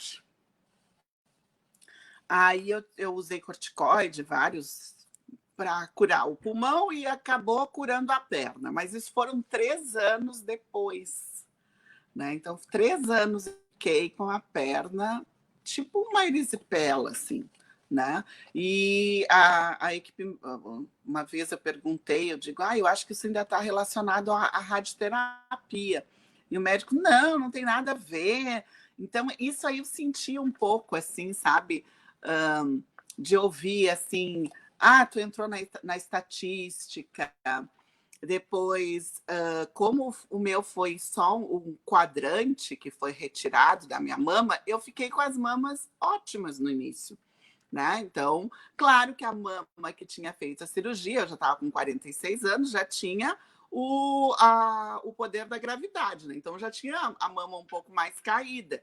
E com isso, aquela mama que foi feita a cirurgia, ela estava bem no local. Aí o médico perguntou, qual é a mama que tu acha mais bonita? A primeira coisa que eu falei, normal, gente, não me interessa se está caída, se não está caída, se a outra está mais em pé, né? Não me interessa. A normal que não teve nada é mais bonita. Aí, com o tempo, a radioterapia, também ouvi, né, que a gente, por causa da rádio, vai secando, e é verdade, ela está bem menor. Eu não botei prótese, eu não quis pôr. E cada vez eu ainda estou pensando o que vai fazer, né? O que eu vou fazer, então não sei ainda. Por enquanto, não vou fazer nada. Enquanto eu não sei, não faço nada. Aí, às vezes, me incomoda que ela está menor, aí eu ponho uns enchimentos, aí eu não acho um enchimento legal, aí daqui a pouco eu não uso mais nada. Então, eu só vou jogando assim, né? E enquanto eu não decido, e eu acho que esse processo... às vezes eu vejo... Não, eu entendo que as pessoas colocam logo a prótese. Eu acho que isso é de cada um. Mas existe também, no meu caso, que eu não retirei toda a mama, né? Então, Eu acho que foi uma coisa interessante de aceitação do corpo também, né? De como ele está. Eu vejo que depois do câncer, a minha aceitação do meu corpo ela está muito maior. A minha ligação com este corpo. Eu acho que mudou muito a minha relação. Ela é muito mais saudável hoje. Apesar de hoje eu não estar com o corpo que eu tinha anos atrás, que era, né, que eu cuidava muito, eu tinha muito, era cabelo e corpo, eram coisas que eu cuidava demais, assim, em excesso. Hoje, claro que eu ainda, né, me nasceu um outro cabelo, não é mais o mesmo que eu tinha, mas é o meu que eu tenho hoje. Então eu aprendi a gostar dele, estranhei muito no início, muito mesmo. E até eu sempre brinco que eu assim, olhava para a Xuxa, e a Xuxa tem a minha idade, né? E a Xuxa com aqueles cabelinhos dela, eu me dava uma dó, assim, eu digo, viu? Quem manda tu ter dó? Agora tu está igual, com o mesmo cabelo da Xuxa. Bem ralinho, bem pouquinho, bem fininho, é muito fino o meu cabelo. Mas tudo bem, é meu, eu tô. Então é isso que mudou toda a minha relação com o cabelo, com o corpo. Hoje eu sou muito melhor resolvida, estou de bem com tudo, inclusive com uma mama de um tamanho e outra de outro tamanho, né? Porque reduziu muito mesmo. Assim, a radioterapia é uma coisa que, meu Deus do céu, interfere mesmo no tamanho da. Mas tá tudo bem. Eu ainda não coloquei prótese, mas nada impede de eu daqui a pouco querer pôr. Eu acho que faz tudo parte do processo. O que eu gosto, o que eu aprendi a ter mais paciência, né? Não querer tudo resolvido para ontem, porque com a minha ansiedade, eu sou uma pessoa ansiosa, era tudo para ontem, eu resolvi e está resolvido. E o câncer me ensinou que não preciso disso, eu posso me acalmar, eu posso fazer num outro tempo. Então, assim, foi um aprendizado, assim, tudo bem, foi bem dolorido, né?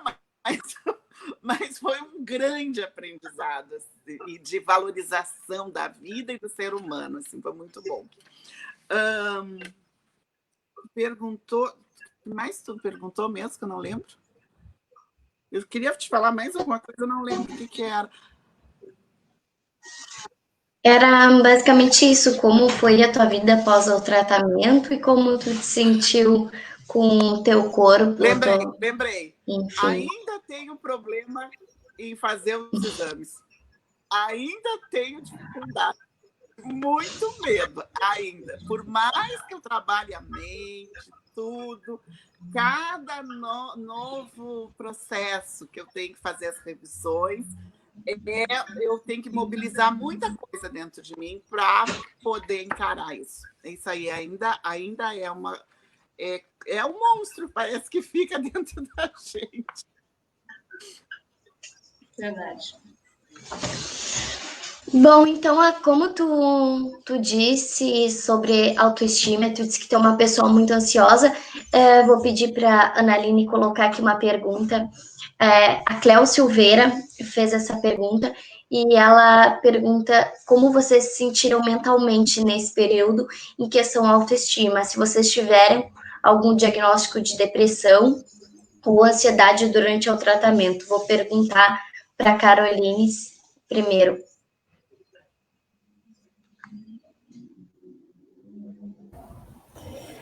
Ai, mentalmente, a gente, eu acho que vários momentos, né?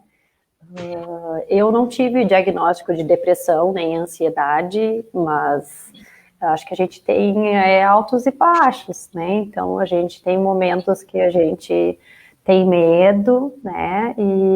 E outros momentos que a gente, né? Tu tem confiança, né? No tratamento, na cura, que vai ser um período, né? Que vai passar, né? E tu te agarra aquilo. Tem muitos momentos mais difíceis, principalmente porque tu tem né? Tu tá fazendo a químio, tu tem os efeitos colaterais. E aí, então, aqui tu tá forte, mas aí tu passa um dia acabada, um dia, né, com muito efeito colateral, né, então é mais, tu tem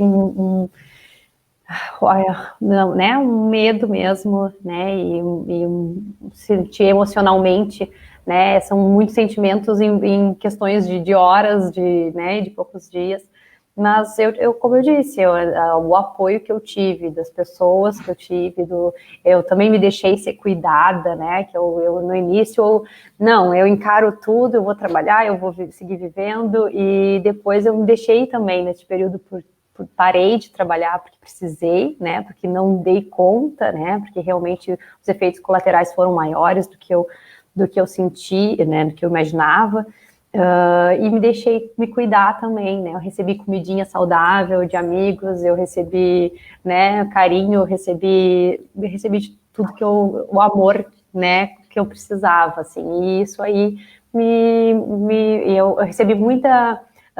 Acho que também a questão do WhatsApp, das redes sociais, né, gente, também foi uma coisa super importante, sabe, que ao mesmo tempo, claro que tinha dias que, era muita mensagem, muita coisa, assim, né, às vezes as pessoas perguntando detalhes, no momento que tu não queria também, né, tá falando, né, mas ao mesmo tempo, sabe aquelas mensagenzinhas que às vezes, tipo, coisas que as pessoas te colocavam e realmente te davam aquela força, assim, sabe?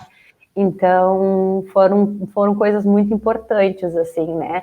Então, eu tenho algumas mensagens até hoje, assim, né, que é, né, coisas que apoiam mesmo, né, o quanto a rede de apoio, quanto as pessoas, né, são importantes na vida da gente, né? Então, acho que é isso aí.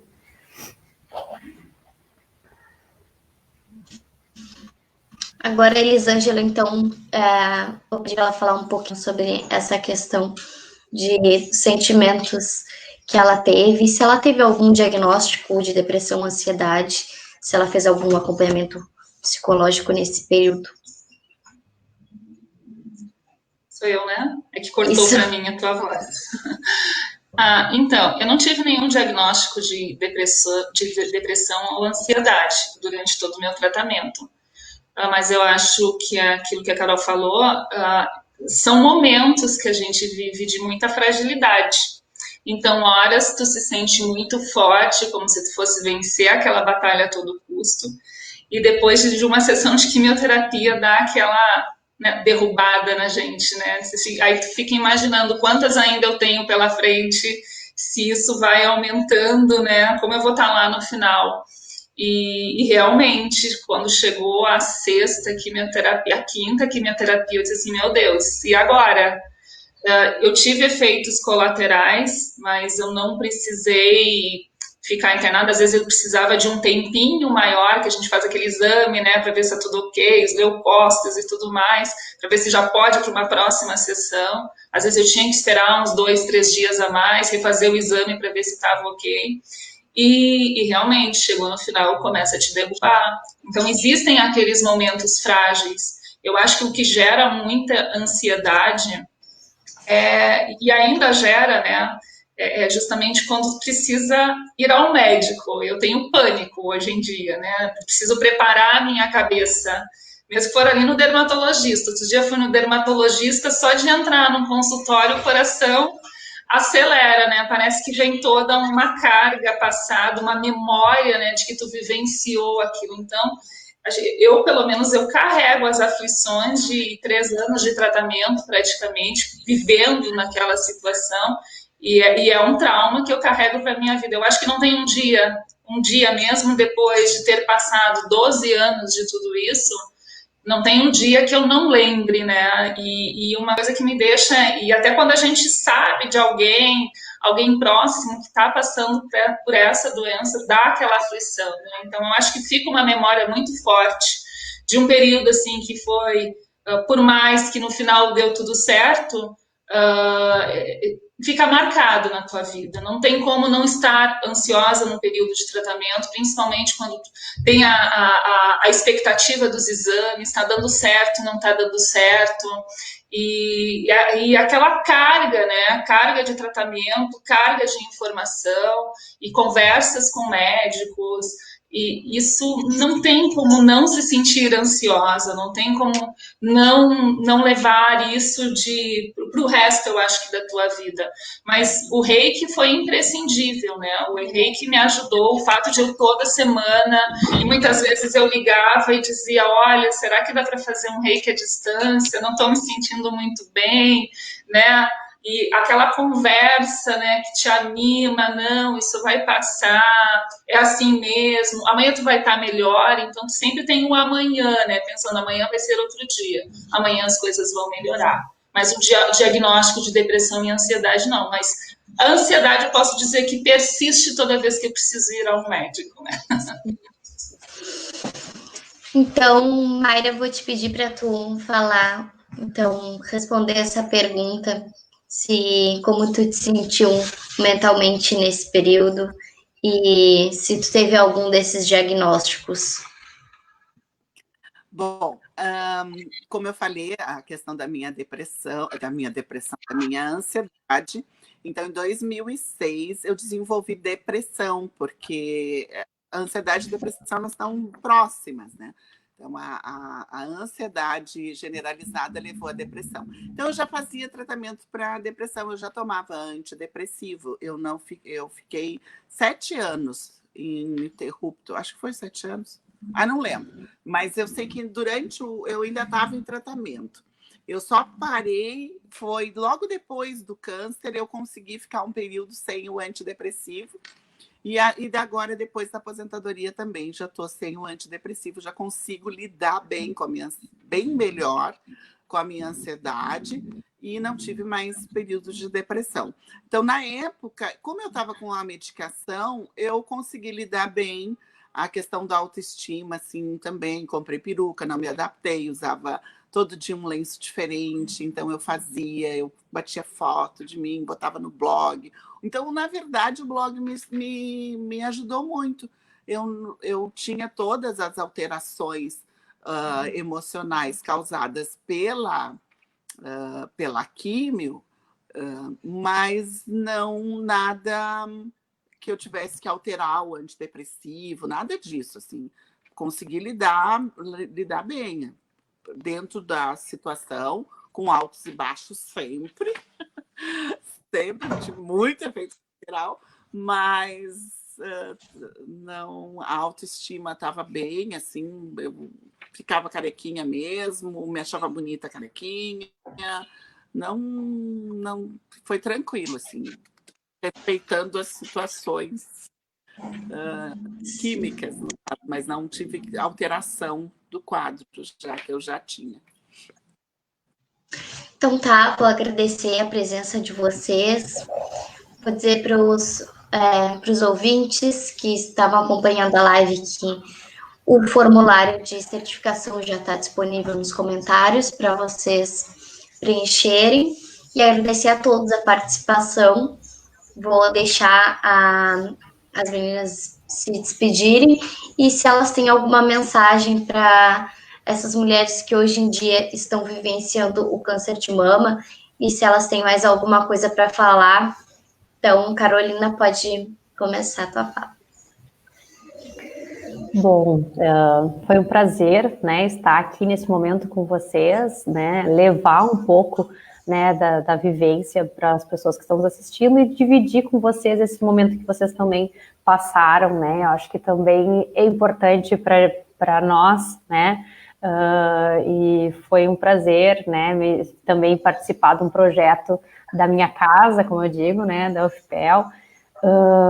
Acho que as mulheres, como mensagem, é a questão da prevenção, né, do autoexame, né, de fazer os seus exames, por mais pânico que algumas, né, então, assim, eu escuto muito isso do pânico dos exames, né, então tem muitas pessoas que não querem fazer, porque preferem não ter o diagnóstico, né, mas, assim, o câncer de mama a gente sabe da importância de um diagnóstico mais precoce possível, né, então a gente ainda tem um número muito elevado de câncer de mama, e a gente tem grande chance de cura, né, meninas? Então, a gente precisa, sim, né, ter consciência e levar, eu acho que adiante essa mensagem de que as mulheres devem sim procurar seus tratamentos, procurar seu diagnóstico se for preciso, e que se estiverem enfrentando esse diagnóstico, a gente tem que ter a procura e o apoio, né, de todos que ao seu redor se permitam se cuidar, se permitam entender esse momento difícil, né, mas sempre com a certeza, né, a fé de que é um momento que vai ser superado, né, que precisamos resgatar algumas coisas, e esse, às vezes, é uma oportunidade para alguns resgates. Oi, desculpe. Mas obrigado, boa tarde para todos. Muito obrigada, Carolina. A Elisângela pode começar falando. Então, quero agradecer a participação, né? E fazia muito tempo que eu não falava sobre esse assunto, muito tempo mesmo, acho que estava guardadinho lá. E até quando a Sidneia me convidou, ela disse, fica à vontade para recusar ou não. Eu disse, não, vamos lá, né? Vamos falar, vamos abrir o baúzinho que está lá no passado e vamos, que é importante também dividir e compartilhar histórias, né? E é importante também porque esse medo que muitas vezes as mulheres têm, né, esse pânico, como a gente diz, de receber um diagnóstico, realmente impacta, não tem como não impactar, mas também é importante a gente saber viver cada dia e não se desesperar, né? Às vezes o desespero que leva justamente, nossa, e agora? Acabou, né? Talvez o primeiro momento quando a gente recebe um diagnóstico é esse, né? O que vira a vida da gente de cabeça para baixo, a gente começa a replanejar essa vida, né? Rever vários conceitos. Então, é uma busca de conhecimento. Eu acho que o câncer traz isso, né? Trouxe isso, principalmente para mim. De se conhecer o corpo também, né? De hoje mesmo, depois de um diagnóstico, não tem, eu acho que um dia no banho que não vai lá vasculhar cada detalhe, né? Pescoço, axila, virilha, enfim. Que é importante esse autoexame, procurar ajuda. E por mais que as notícias não sejam boas, muitas vezes, né, que a gente fica pensando, eu mesma tive um diagnóstico difícil com tumor avançado, e no primeiro momento tu olha, se tu for olhar para as estatísticas, tu vai se ver nessas estatísticas, né, dentro de pouco tempo, e deu para mudar tudo isso, né? No final, tudo deu certo, foi uma batalha dura, difícil, mas sempre procurando viver um dia de cada vez, né? Não olhando, nunca pensando que não ia dar certo necessariamente, né? Às vezes a gente desanima, procura um fôlego maior para continuar andando, mas ainda a gente tem chance, né? A gente não pode desistir. Eu acho que tem que pensar também, é interessante ouvir outras histórias também, mas ao mesmo tempo nunca se colocar, porque não, dentro das estatísticas tantas mulheres vão a óbito e tal, mas a gente também tem que pensar que tu é dona daquele corpo e tu também tem essa porcentagem que a tua cabeça, né, a maneira como tu pensa, isso vai te ajudar também muito no tratamento, né? Como eu dizia, 50% do médico, 50% meu. Se eu fui capaz de criar tudo isso, eu também sou capaz de destruir isso que eu criei, né? Como que eu consegui criar isso dentro de mim? Então, vamos agora fazer o papel contrário, né? Vamos destruir. Então, por mais difícil que seja, a gente nunca pode perder a esperança de um final feliz para uma história dessas. Muito obrigada, Elis, pela tua participação. Então, a Mayra, agora vou pedir para que ela encerre com a sua fala. Bom, eu também quero agradecer muito esse momento, a Cid, que entrou em contato, a Júlia, e agradecer a Elis e a Carol, porque como é bom a gente trocar ideias, meu Deus, faz muito bem, né? Assim, para a gente ver que a gente não andou sozinha, que é um monte de gente andando no mesmo momento que a gente. Eu acho que... E agora a gente poder trazer essas histórias de luta e de vencimento, né? Que eu acho que é mais de vitória, né? Independente de como vai ser o resto da nossa trajetória, hoje nós três somos vencedoras, né? Isso é uma coisa muito boa. E quando eu comecei a ler a questão do blog, ali, eu me arrepiei todinha e eu senti que era a energia de vocês também, junto comigo, né? Que a gente passou mais ou menos as mesmas coisas, né? E eu gostaria só de trazer um pouco... Agora eu vou dar uma de professora, não só como ex-paciente, se vocês me permitirem, mas que a enfermagem pudesse olhar com mais cuidado para as pessoas que sofrem. Porque quando eu fui fazer a cirurgia, assim, eu acho que eu não contei ainda para vocês, né, o momento da cirurgia. Só me faça um sinal com a cabeça aí se eu contei ou não. No momento que eu fiquei sozinha no quarto, não falei ainda, né?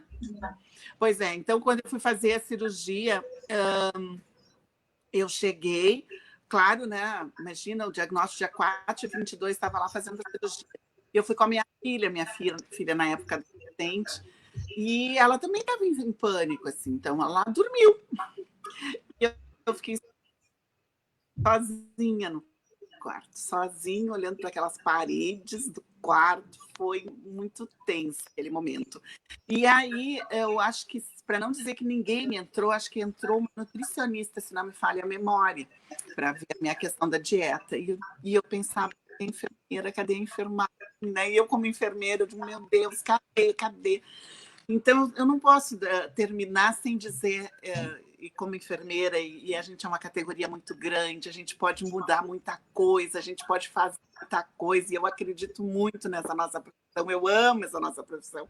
Eu não poderia deixar de dizer aqui, vamos ser mais protagonista no nosso fazer. Vamos... e aí eu trago até o conceito que a professora Maria Tereza traz como cuidado terapêutico. Por que ela traz esse conceito para a enfermagem? Porque o terapeuta, ela traz isso do livro do terapeuta do deserto, que é do Yves Leloup, que os terapeutas, eles sabem interceder na saúde dos que sofrem. Então, o que eu chamo é a enfermagem para estar junto, né? Junto das pessoas que sofrem. E eu sei que o sistema ele nos cobra muita coisa, e que o enfermeiro, principalmente, acaba se envolvendo com escala, com equipe, com medicamento, com roupa, com diabo a quatro. Mas eu acho que a gente tem que se voltar mais para qual é a nossa essência. A roupa a gente pode delegar, a escala a gente pode fazer com que a equipe construa junto conosco a essa escala, mas a gente estar junto da pessoa que sofre, que eu acho que é o que vai dar a nossa diferença, e é para isso que a gente tem que lutar. E esse cuidado também não ser um cuidado somado e com ênfase no tecnicismo, e sim um cuidado refletido. E nós temos as teorias de enfermagem, que eu sei que é um ranço dentro da enfermagem, mas, gente, é só através de uma reflexão, de uma questão que a gente... que as teóricas fizeram, né? Claro, eu sou uma teórica, hoje eu tenho que puxar o assado para o meu lado aqui, mas o que a gente faz? A gente pensa a enfermagem, a gente traz proposta de como a gente vê essa enfermagem, a gente quer que a equipe olhe para essa enfermagem que a gente está propondo, né? Então, qual é o cuidado que eu presto? É um cuidado humanizado? É um cuidado transcultural? Tem tanta teoria, né? Mas como é que eu vou aprimorar esse estar com o outro, se eu não parar e refletir? Então, eu acho assim, que o que eu gostaria de deixar é essa mensagem de protagonismo para a enfermagem. Porque a enfermagem, nós temos muito poder na nossa mão. Então, vamos não tentar cair tanto no sistema, que está ali na mão de poucas pessoas, e essas poucas pessoas, elas têm outros interesses, além da dor do ser humano, que é quem está ali por nossa causa. Então, vamos encarar esse ser humano que precisa de nós. E eu quero deixar, então, para terminar, uma mensagem também do Jean-Yves Leloup. No entanto, não é o sofrimento que salva e cura, mas a consciência com a qual atravessamos. Não é a cruz que salva e cura, é o amor com a qual a carregamos. Não é a morte que salva e cura, é a consciência com a qual a percorremos. Então, quero deixar essa mensagem para a gente pensar nisso, de estar consciente, estar presente, estar sabendo o que está acontecendo conosco, porque é assim que a gente consegue curar as nossas feridas, né, e enfrentar os nossos problemas com consciência. Obrigada, gente, amei! Obrigada, parabéns, Vaira, muito boa a tua fala. E muito obrigada a todas, foi indispensável vocês aqui, os relatos de vocês foram ótimos. Acredito que muitas pessoas gostaram de ouvir vocês e que vocês que receberam esse diagnóstico e que também vão ser vitoriosas como vocês. Então, muito obrigada a todos que participaram da live e lembrando que elas ficam salvas aqui na nossa página do Facebook e também no nosso canal no YouTube. Obrigada a todos.